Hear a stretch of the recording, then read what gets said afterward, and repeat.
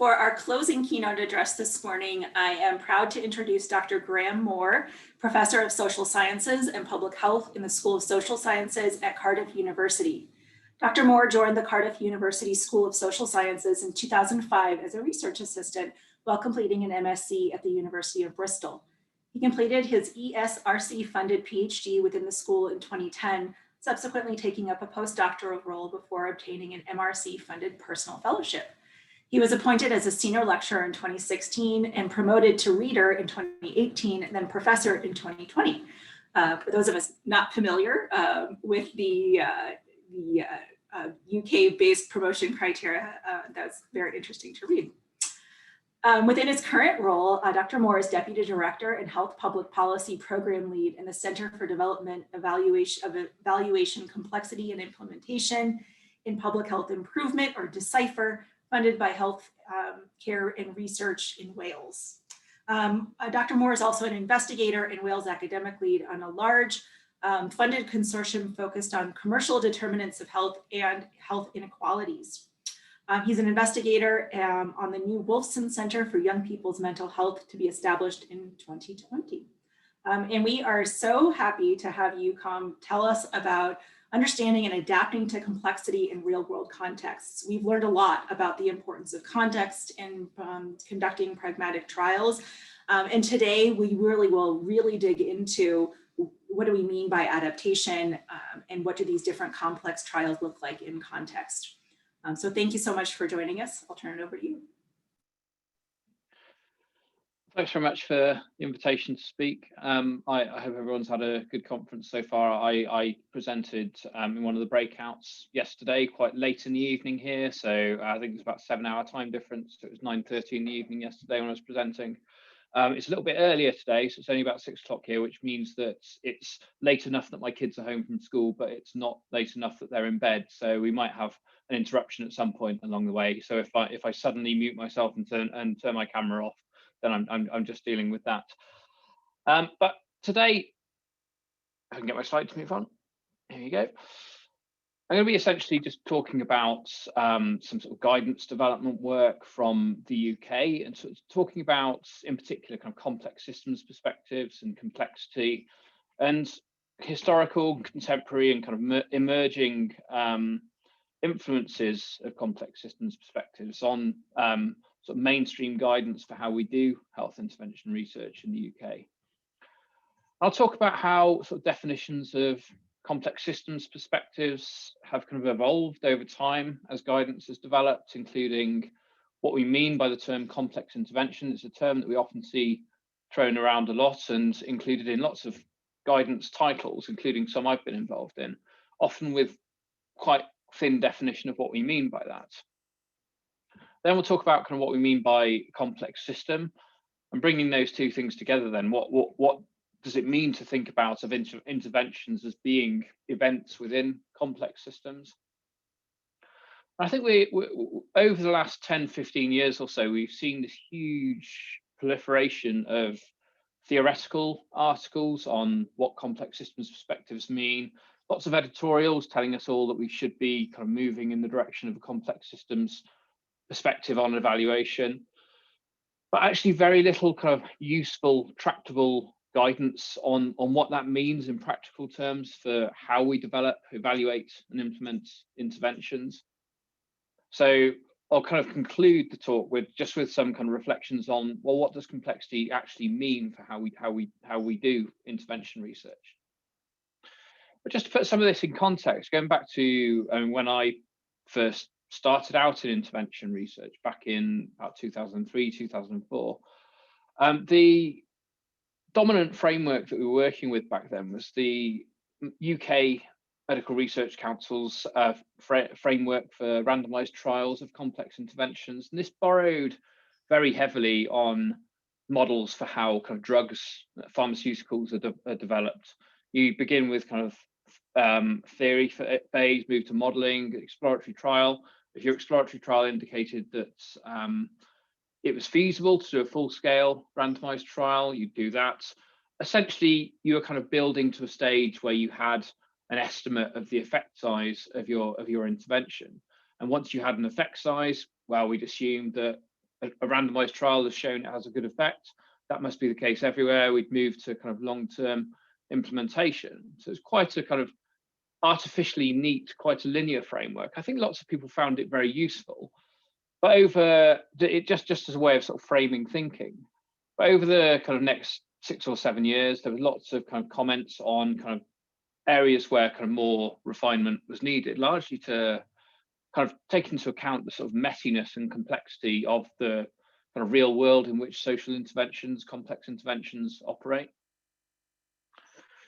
So the updated guidance issued by the UK Medical Research Council in 2008, led by Peter Craig and others, moved towards a much more kind of iterative set of processes. So rather than that nice, neat linear model, it kind of recognizes that actually intervention, development, evaluation, implementation, it's an ongoing circular process. And actually the implementation of one intervention might feed into the development of another. So it's not a kind of linear process with a neat beginning and an end. And actually there's lots of kind of iteration between stages, lots of kind of general messiness. And I think one of the kind of key recognitions within this guidance that kind of triggered movements towards a lot of kind of further guidance around things like process evaluation, which I'll touch on in a bit, was this recognition that actually just knowing that an intervention works isn't really enough to tell us, is that going to be useful elsewhere? Is it going to continue to be useful in this same context over time? Much more emphasis in this guidance on the need for a process evaluation within sort of trials or other kinds of evaluation. I think one of the other kind of shifts we saw with this guidance was, while the 2000 guidance was explicitly framed around randomized controlled trials for complex interventions, this guidance really recognized that actually lots of the things we do in public health, the area that I work in, lots of things we do to improve the health of populations just can't be evaluated within a randomized trial framework. Lots of the things we do aren't kind of delivered to individuals or via sort of neatly defined clusters like schools. And so we need to consider guidance for other methods. So Peter Craig and others kind of led new guidance for natural experiments.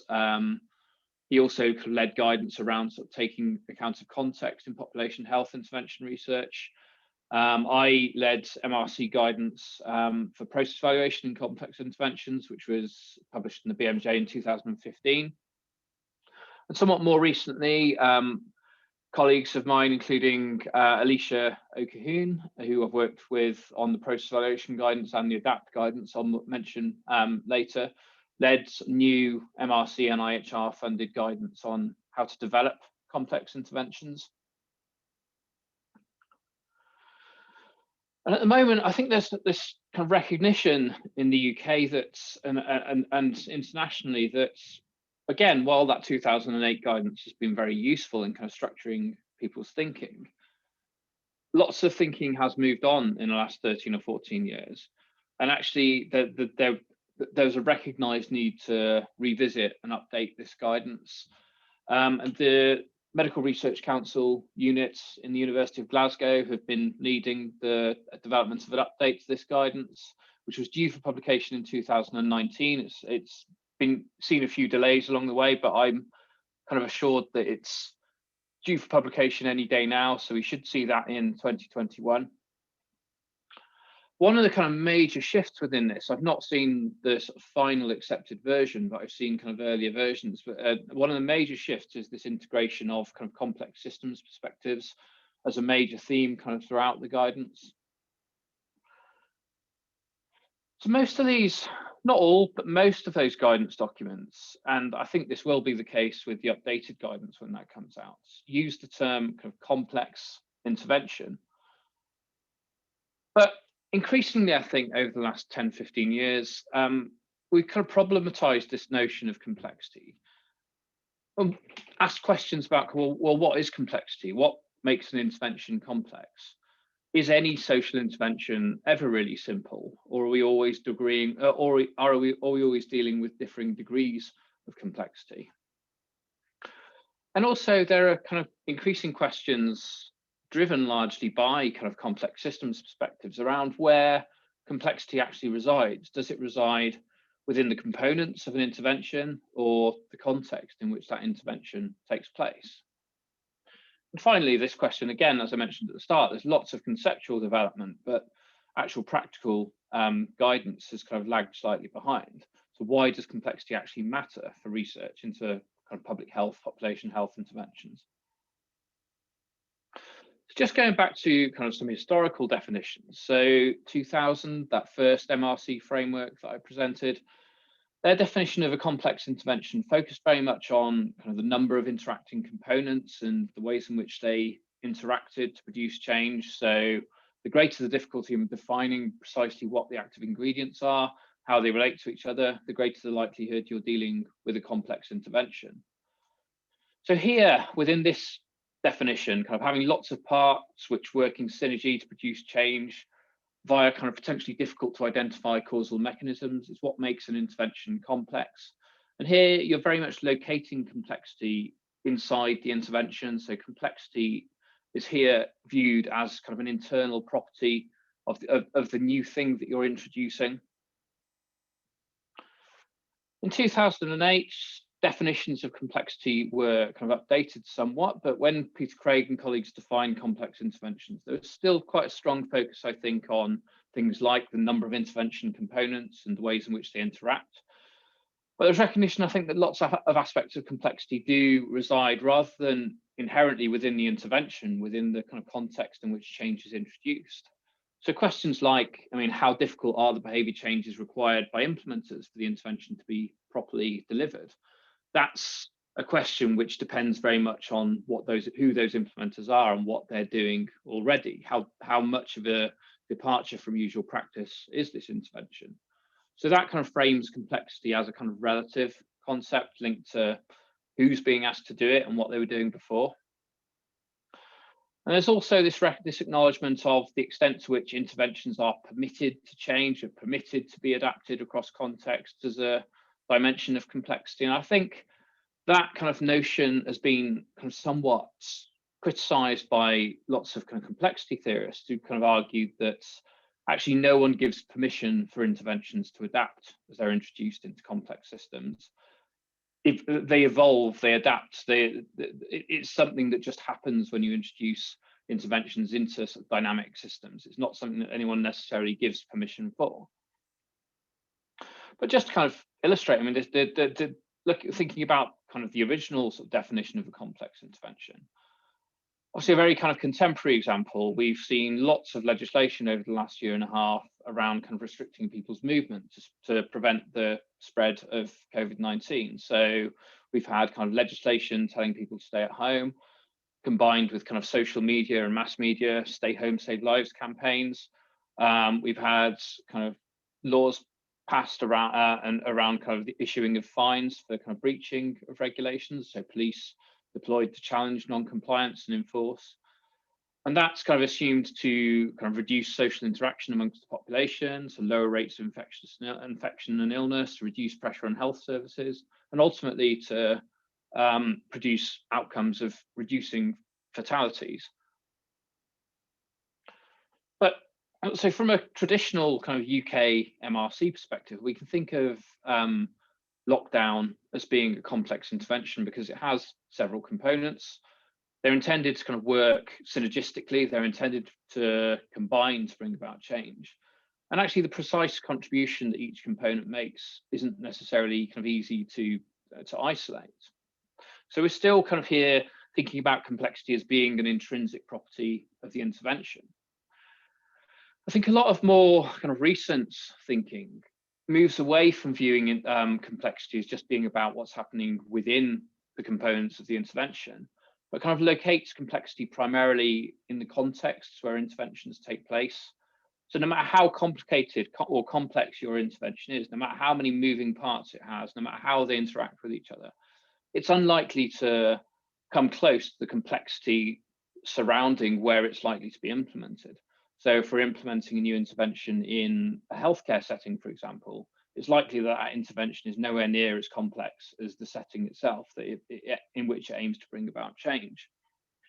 And I think from this perspective, I mean, I've often kind of questioned whether the term complex intervention is even particularly helpful, because actually, if we view complexity as residing largely in the context, then even very simple mono-component interventions that on the surface, the intervention itself seems reasonably simple. In terms of their interactions with context, they can nevertheless be very complex. One of the kind of critiques from a complexity perspective of the earlier kind of MRC definitions of complexity is this notion that actually, if we're just focusing on how the bits of the intervention interact with each other, we're actually talking about something that's complicated rather than something that's genuinely complex. I think kind of in everyday parlance, kind of Oxford Dictionary definitions, complicated and complex are often kind of used interchangeably, but actually complexity scientists, complexity theorists often make a distinction between what they consider complicated and what's considered to be genuinely complex. And sending a rocket to the moon is an example of something that's often defined as a complicated problem. So obviously it involves kind of numerous components, numerous actions, which are kind of delegated to individuals who form part of that process. Those components kind of work in synergy, but actually it is divisible into discrete tasks, and careful application of formulae predicts replicable success. So doing the same things over and over again is likely to produce the same outcomes. Whereas Glibman and Zimmerman have used this example in some of their papers. They talk about sending the rocket to the moon as complicated, but actually raising a child by comparison is something they describe as complex. And one of the kind of key things that distinguishes those two things is that actually, while sending a rocket to the moon is about human actors acting upon a kind of passive set of materials, right? In raising a child, parents and children are both kind of actors within complex family systems who interact with one another in dynamic ways. So they adjust their behavior and respond to feedback from one another. It's very difficult to kind of isolate the sort of discrete aspects of parenting from the kind of holistic work of being a parent, or to kind of isolate the role of parents from kind of the wider sort of family and community systems in which young people grow up. And importantly as well, I mean, there's no recipe, there's no cookbook for raising a child, no matter how much people try to persuade there is when you become a parent, when they're trying to sell you a book. Outcomes aren't kind of replicable or fully predictable. You can do the same things with one child, and the next child you do the same things again, and it will produce very different outcomes.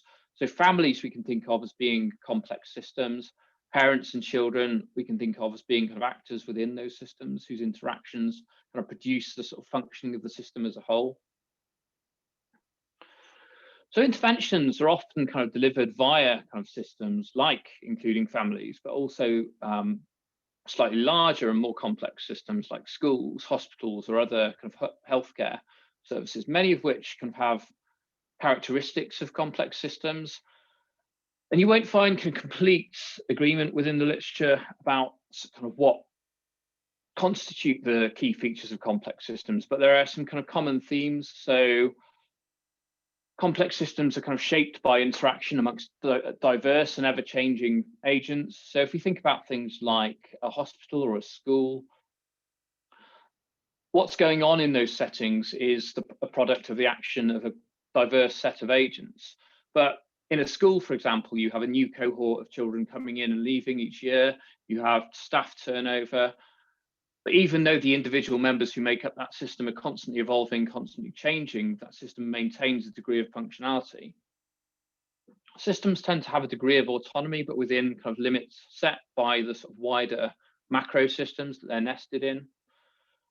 And the survival of complex systems depends on their ability to evolve, their ability to ceaselessly adapt. So schools, again, as an example, I do a lot of work in schools, so I often find myself drawing on that as a kind of example of a complex system.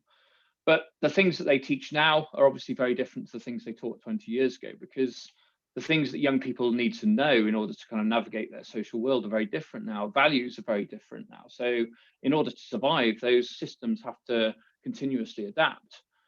And we're always introducing interventions at a particular point in the history of a system. And if our interventions aren't able to adapt as systems evolve, then I think there's often a risk that they will kind of become redundant.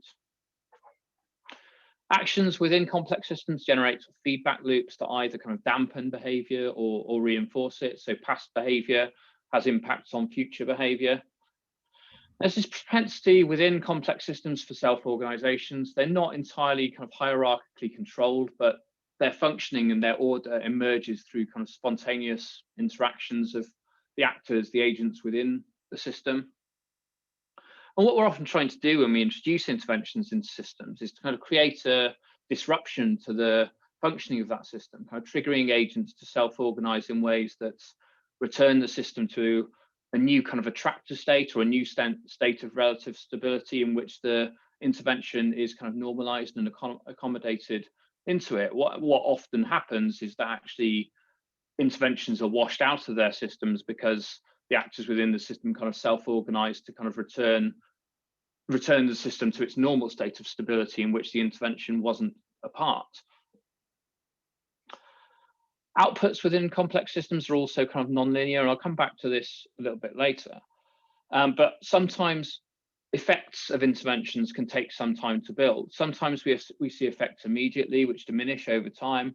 Other times we have long periods of time where nothing seems to happen, but all of a sudden we reach a tipping point where there's this burst of evidence that the intervention is working. I think Penny Hoare has done a lot of really great work in this area, kind of defining interventions as kind of events within complex systems. And she's someone whose work I've found very influential over the years. And within her 2009 paper, which I put on the kind of reading list within the handouts, she talks about kind of population health outcomes as products of kind of interactions amongst actors and groups within complex systems. And I talked about how systems are constantly evolving, constantly adapting, but interventions occur at a particular time in the history of systems, and the effect that they have at that point in time is not necessarily the same effect as they might have had 10 years later, 20 years earlier. And the aim of intervention is to introduce change which will kind of positively impact on the sort of dynamics of the system. And where effective, interventions kind of leave a footprint and act as a sort of historical event within the system, which kind of meaningfully alters the kind of course of its functioning. And the aim of that is obviously to then sort of produce better outcomes for individuals and the population as a whole. I kind of mentioned earlier that I kind of wonder whether the term complex intervention is actually particularly useful, because actually even relatively simple interventions are complex if you consider the way in which they interact with their context. So smoke-free legislation is an example of an area where I've done a lot of work historically. And in Wales, where I live, smoke-free legislation was introduced in 2007, banning smoking in enclosed workplaces.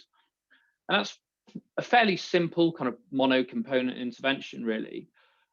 But actually, it was only possible because the system had reached a kind of tipping point. I think if you tried to introduce that legislation 10 years earlier, it just wouldn't have been possible, because the idea of regulating people's individual behavior would have been seen as kind of illiberal and potentially authoritarian. But actually, lots of kind of prior intervention around kind of communicating the harms of secondhand smoke, kind of reframing the debate around sort of harm to others, kind of trumped some of those objections and kind of paved the way for action. So even though it looks like a relatively simple intervention, it's not a kind of discrete intervention with a neat kind of clear beginning and end. It's dependent on the system, the history of the system, and it contributes to kind of future system trajectories. So over the years following this legislation, we saw norms shifting further in the introduction of legislation around banning smoking in cars carrying children, for example.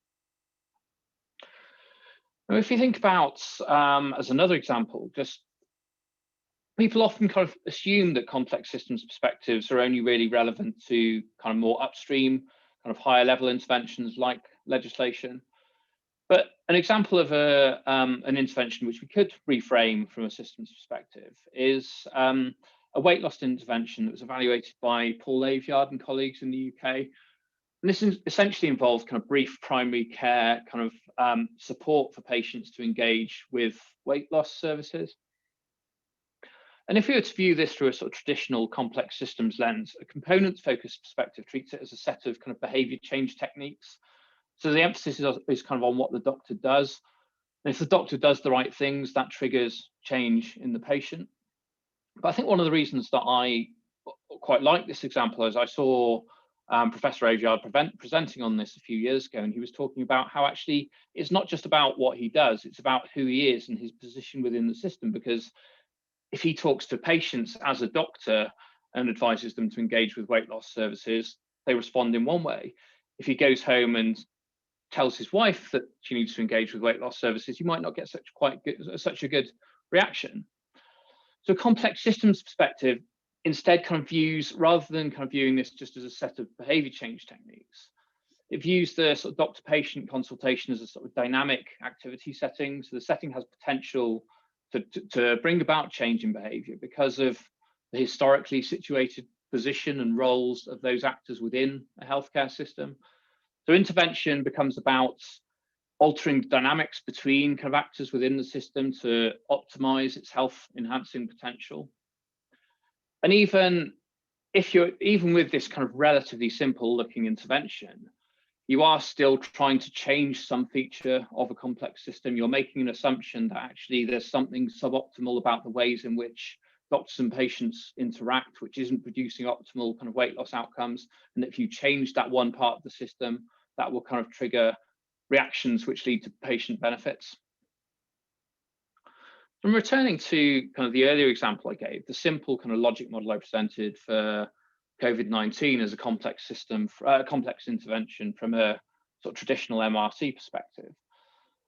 From a complex systems perspective, if we look at it from the other angle, we can see that actually, while there's a seemingly simple causal chain linking those intended outcomes to actions to intended outcomes, changing behaviors of individuals also has knock-on effects through other parts of society, other parts of the system.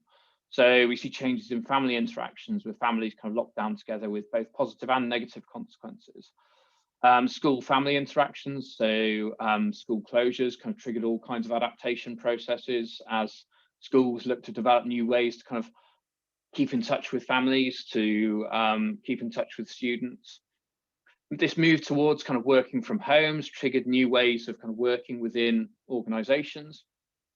It's an intervention that's had lots of, it's had lots of benefits in terms of kind of reducing infection rates and mortality, but it also had lots of harmful externalities. So we've seen worsening in child mental health, increased poverty and socioeconomic inequality, domestic violence rates have gone up, substantial economic damage that's going to take a generation to recover from probably. And actually the intervention, it kind of catalyzed additional intervention at multiple levels to kind of mitigate those harms. So funding for businesses who'd had to close because of lockdown restrictions, varying kind of local provisions of meals for children who would go hungry without their everyday school meal, and various kind of responses from kind of third sector charitable organizations around things like growing rates of domestic abuse.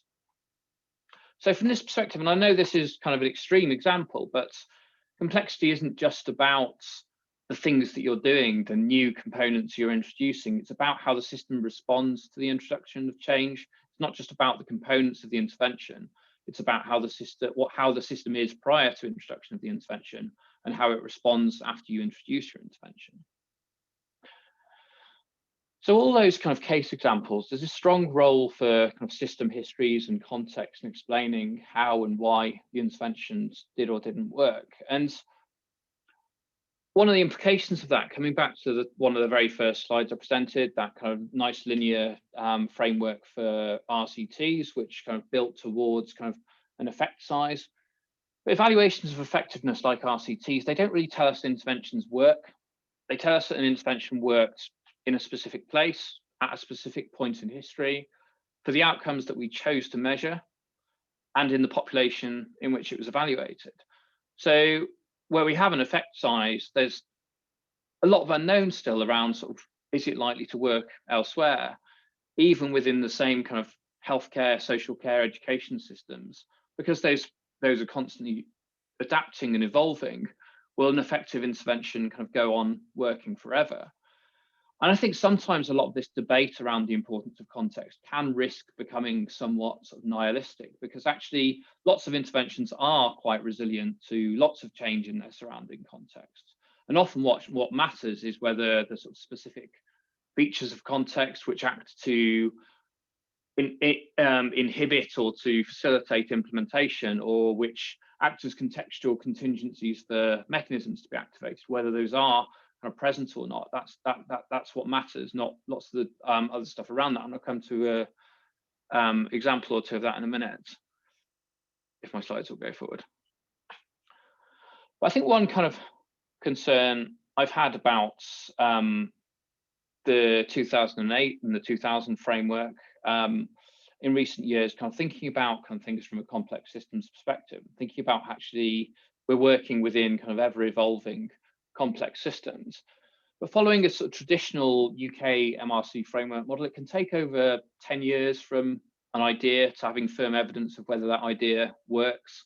So we might take a year or two doing development work, then spend another year probably kind of looking for funding to do the next stage, 2 to 3 years doing a feasibility study, then another year or so looking for the next funding for the next phase, then another kind of few years looking for doing your full-scale trial.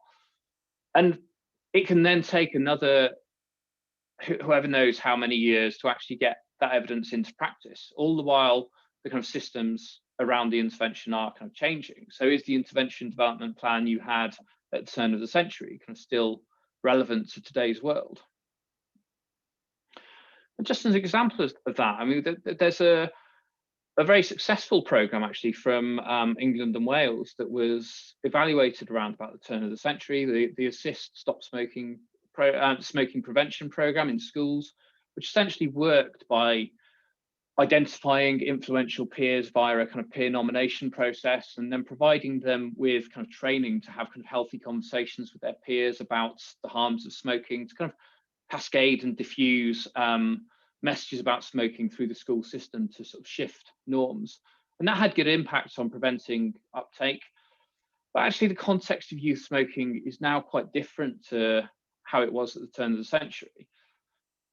So back in the time then when this intervention was evaluated, about 1 in 4 young people left school as smokers.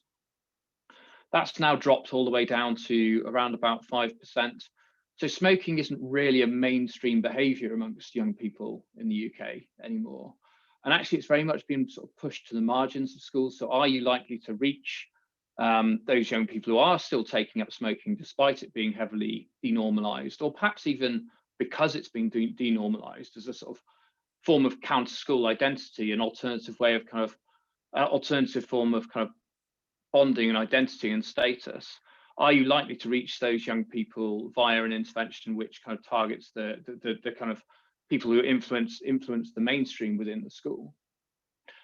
So what we've seen is that actually this program, it still exists in England, but in Wales it's been kind of replaced by a more adaptable kind of targeted program, which focuses on those pockets of deprivation in particular, I think, where there are kind of areas where smoking does remain kind of relatively normalized. So in terms, just to kind of wrap up for the last few minutes, I've talked about kind of complexity in theory so far, but what's really kind of troubled me, I think, over the last 10 years is like, well, yes, everything's very complex, but really, what does that mean for how we do intervention research? I mean, does the fact that we acknowledge that everything is really complex mean that we need to understand every facet of complexity? Or is it helpful to just be kind of aware of complexity?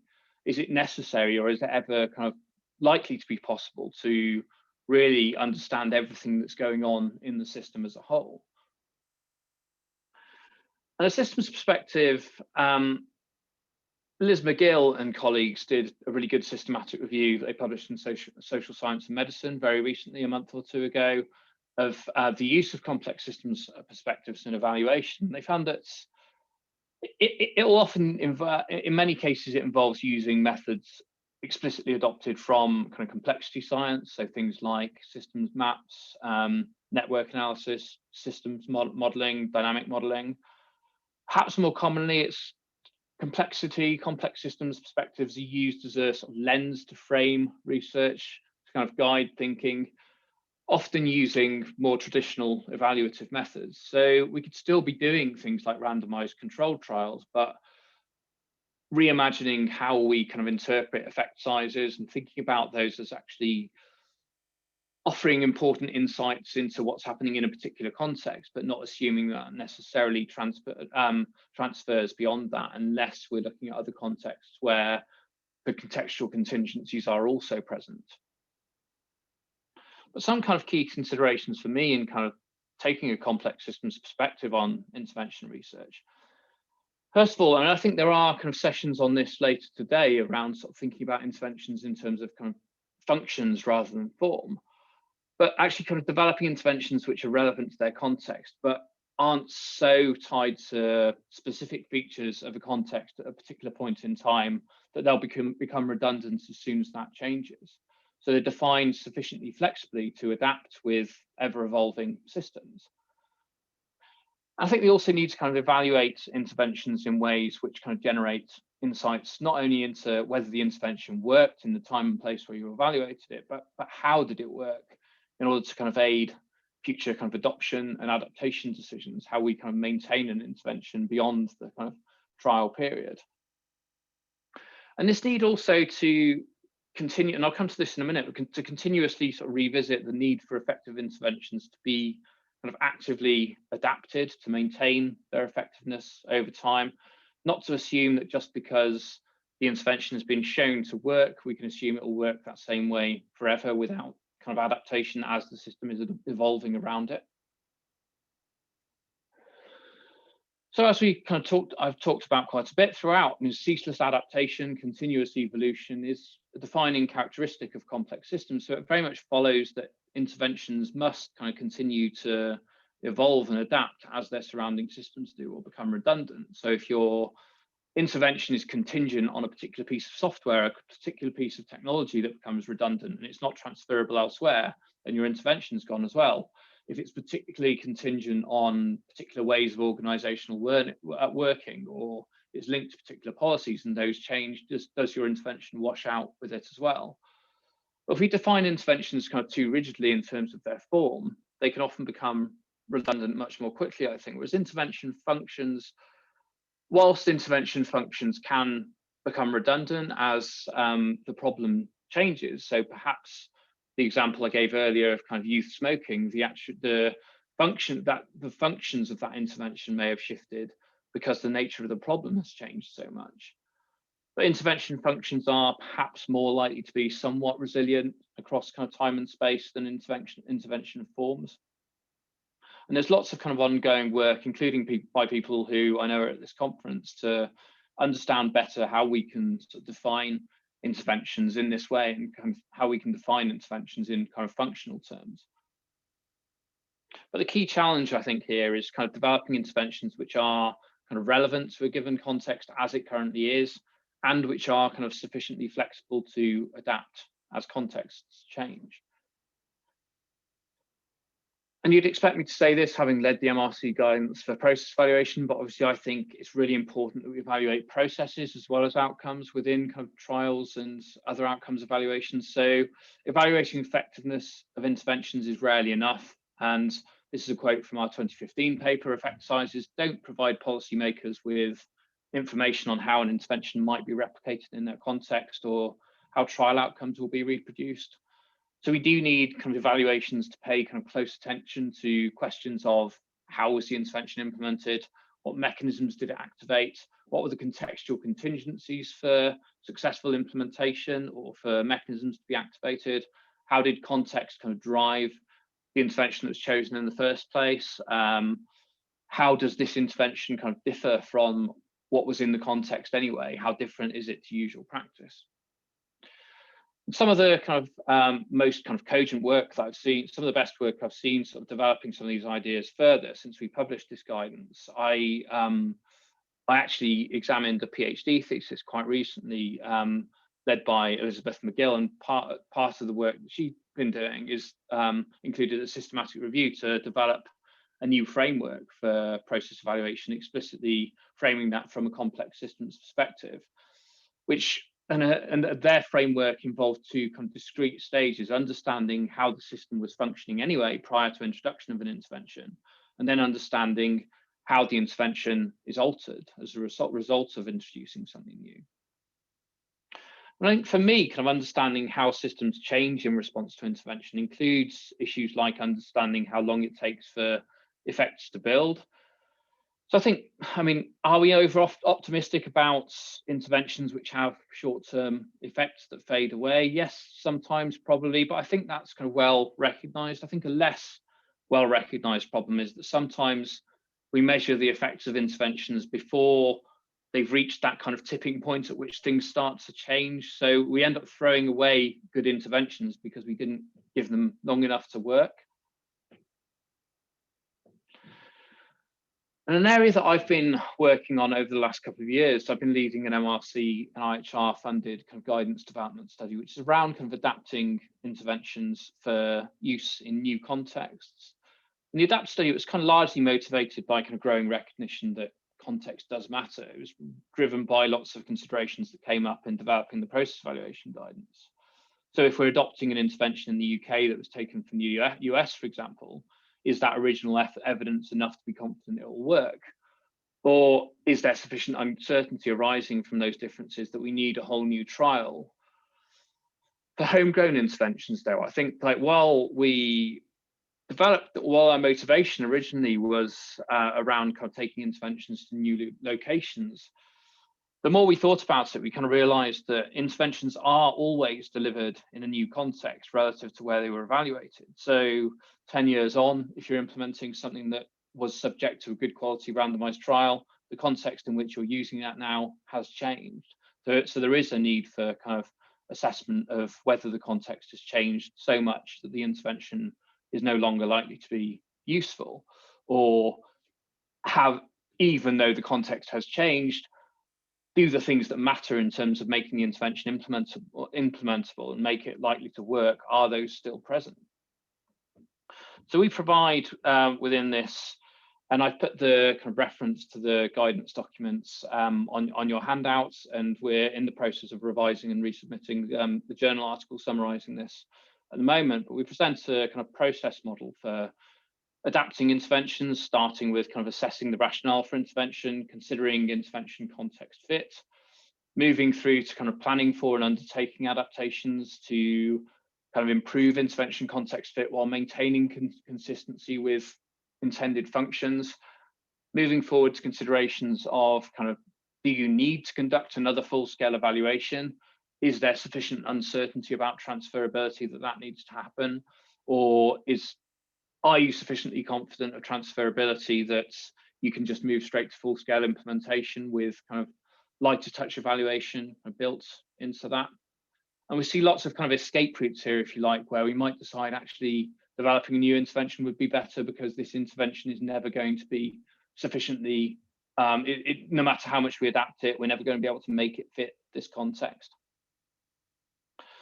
And within the kind of the paper that we're about to resubmit, we include a kind of checklist of kind of some kind of questions to think through in adapting an intervention for new context, around forming your adaptation team, assessing the rationale for intervention, selecting from interventions, planning for and undertaking adaptation. And I went through these in a little bit more detail in the breakout session yesterday. So just to kind of summarize, I mean, historically, I think complexity has been conceived as a property of kind of multi-component interventions. Complexity is now kind of increasingly characterized as a property of the context in which interventions are implemented. And the systems perspectives we kind of increasingly move towards do kind of emphasize this dynamic and ever-changing nature of systems and the need to understand how kind of new ways of working do interact with that. And we are starting to now get to the point, I think, where we're moving beyond sort of talking about theory towards actually having methodological and conceptual tools to deal with issues arising from complexity. So just reference slides at the end. And that's, thanks very much. Thank you so much, Dr. Moore. I don't know if you saw in the chat, but there's been quite the intensive discussion, lots of comments and excitement around this topic and what you've been presenting. So thank you so much. I really appreciate this presentation, and I'm glad it's not 9:30 at night this time.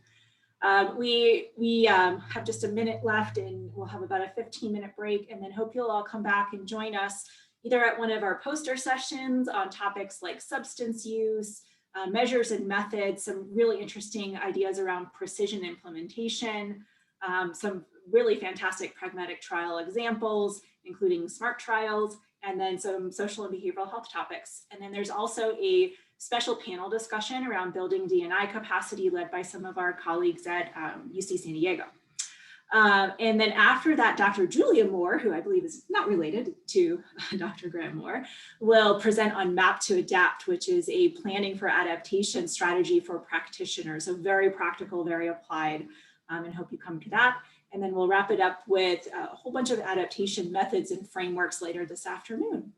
And then don't forget to come to my closing address. I'll be looking for all of your input on what we should cover in COPRHCon 2022. And as it seems in the chat, there's a lot of interest in complexity and system science. So we'll be sure to have a track on that next year as well.